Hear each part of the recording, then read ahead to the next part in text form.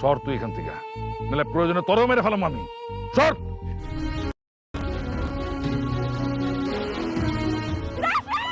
সাদিয়ার বাবা কিন্তু রাশিদের বুকে গুলি করে দিল। এবার কি তাহলে রাশিদ মারা যেতে চলেছে?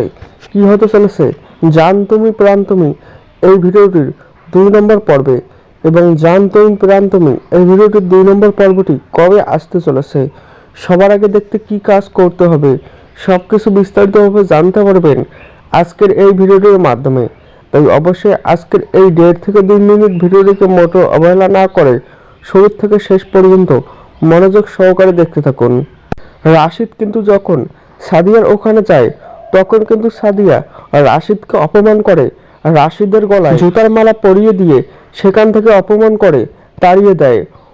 তারপর কিন্তু রাশিদ সেখান থেকে চলে আসার পর সাদিয়া আবার রাশিদের কাছে আসে, তারপর রাশিদের কাছ থেকে ক্ষমা চেয়ে নেয় এবং তারা দুজনেই পালিয়ে বিয়ে করার সিদ্ধান্ত নিয়ে ফেলে।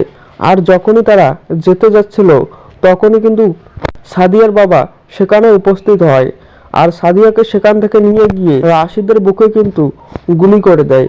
এখানেই কিন্তু শেষ হয়ে যায় জান তুমি প্রাণ তুমি এই ভিডিওটির 1 নম্বর পর্বটি, এবং এই ভিডিওটির 2 নম্বর পর্বটি কবে আপলোড করা হবে তা জানিয়ে দেওয়ার আগে আপনাদের কাছে ছোট্ট একটি রিকোয়েস্ট, যারা যারা এখনো পর্যন্ত আমাদের এই ইউটিউব চ্যানেলটিকে সাবস্ক্রাইব করেননি অবশ্যই চ্যানেলটিকে সাবস্ক্রাইব করে পাশে থাকা বেল নোটিফিকেশনটি অল করে দেবেন।